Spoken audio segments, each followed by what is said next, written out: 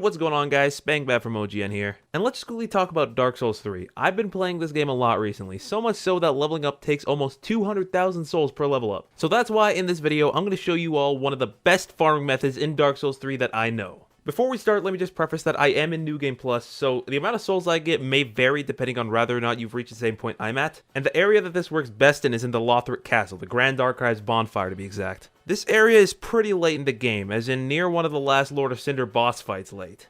So if you haven't gotten this far, I suggest you look for a farming area that can be done earlier in the game.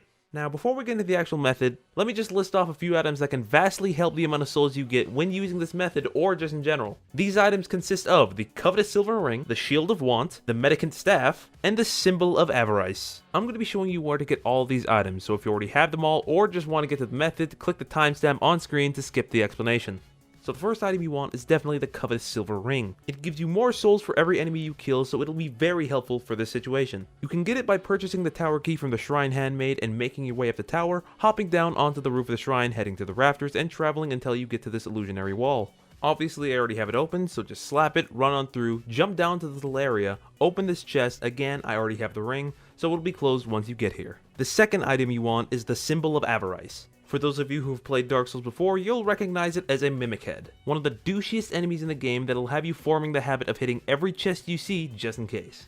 So like the coveted serpent ring, it'll give you more souls for every enemy you kill, and even boosts your item discovery, but at the cost of it slowly draining your health as you wear it, so be cautious of your health bar when you use it. You can get this at the Wall of Lothric, one of the first areas in the game, but in a pretty missable area. So just head on through the level as normal until you get up to the little branch leading up a set of stairs or down an alley. Head up the stairs, and since I've already been through this area, it's gone, but there's usually a dragon perched up on this little barracks area. So just sprint past it along with all the other enemies and head inside. Make your way to the bottom floor and you'll see a chest. Before you run up and open it, let me just inform you that it's a mimic.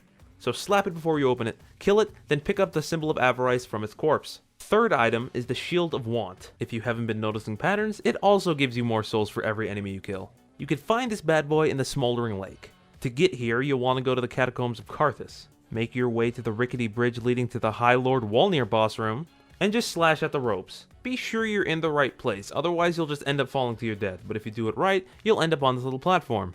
Make your way past the giant fire demon, or kill it if you want to, and you'll find yourself at the abandoned tomb bonfire. To move on past it once you light it, and you'll end up at the smoldering lake. Just a quick warning, there's a ballista shooting arrows down on you that do quite a hefty amount of damage, so it'd be in your best interest to avoid being hit at all costs. Run through the area until you see this giant worm pop out, wait for it to settle, then run up and grab the shield right beneath him. Then of course homeward bone the fuck out of there because nope! And the fourth and final item is the mendicant staff. You can get this from any of the summoners that spawn at Archdragon Peak. This just might be one of the hardest items to get since its drop rate is so rare. I spent almost a half hour grinding for this the first time just to trade it in for the sunlight shield, and had to spend even more time just to get it for this farming method. Thankfully it only took about 7 minutes the second time, but my best suggestion if you're going to do this is make your way to the Great Belfry at Archdragon Peak, and just run back and forth in this little area and keep killing this one summoner until it drops.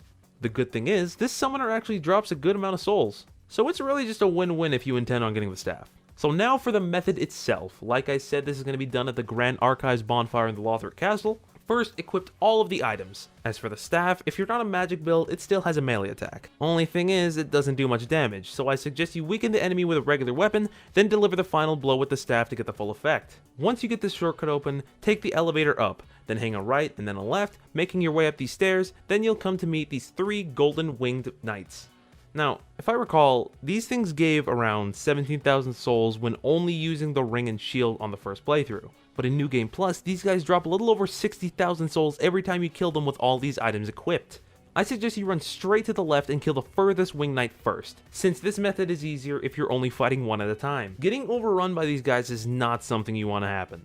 And just rinse and repeat this process and you can easily get up to 1 million souls in just about no time. So thanks for watching, I hope this tutorial helped you out, and if it did, why don't you hit that like button. My name has been SpankBad, and I will see you guys in the next video. See ya. A human without humanity, call my caused by insanity. My thoughts have lost their vanity, now I'm told to seek a throne, but I just don't see how this can all be fixed by sitting atop a piece of canopy. And that cat and Majula's the only thing that I have closest to family. I guess I'll have to make do with what I've got. All I have is magic, weapons, and faith as if I'm blessed. The next abomination I face always tougher than the rest, or feels like mountains.